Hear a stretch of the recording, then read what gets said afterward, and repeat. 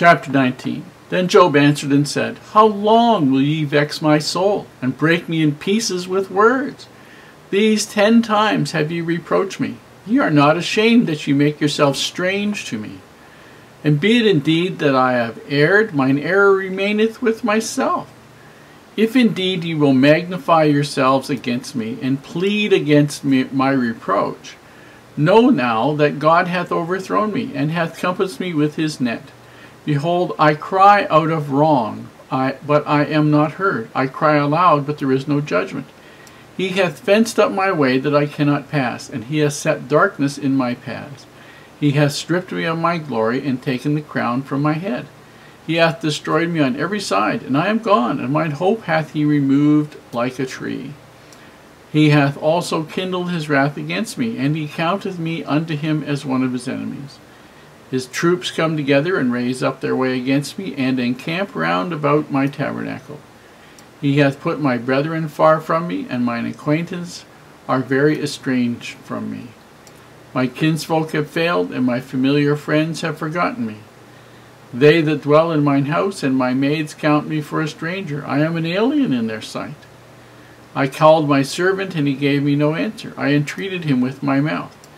My breath is strange to my wife, though I entreated for the children's sake of mine own body. Yea, young children despise me. I arose, and they spake against me.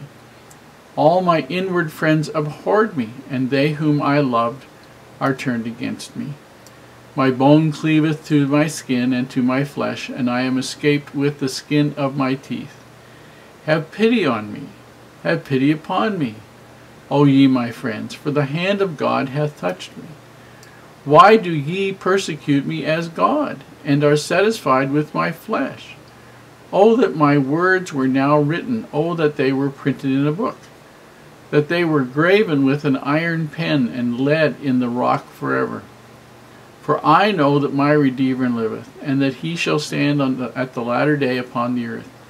And though after my skin worms destroy this body, yet in my flesh shall I see God, whom I shall see for myself, and mine eyes shall behold, and not another, though my reins be consumed within me.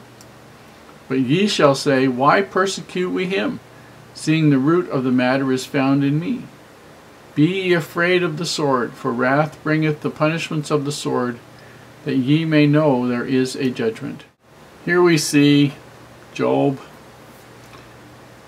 talking back to these friends of his, in verse 2, saying, How long will ye vex my soul, and break me in pieces with words? These 10 times have ye reproached me. Ye are not ashamed that ye make yourselves strange unto me. And be it indeed that I have erred, mine error remaineth with me. In other words, he has no idea what he might have done wrong. None.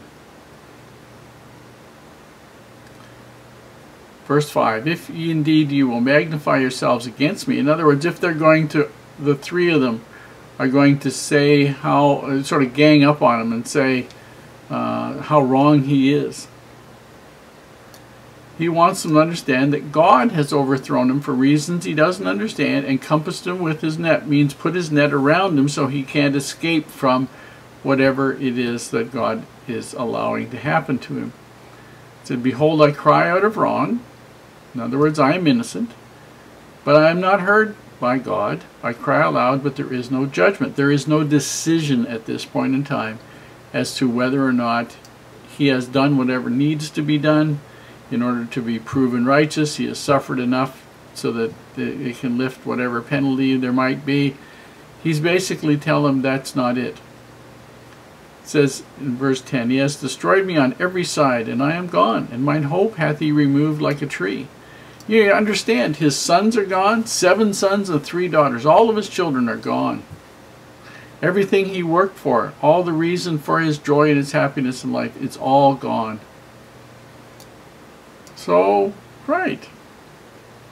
It says in verse 11, He hath also kindled his wrath against me. He's sick. He's got all of these sicknesses coming, and he counteth me as one of his enemies. And in verse 13, he tells about these 3 guys. He said, He has put my brethren far from me, and mine acquaintance are very estranged from me. He's trying to tell them what it is, what it feels like to be him. And they're not listening too well.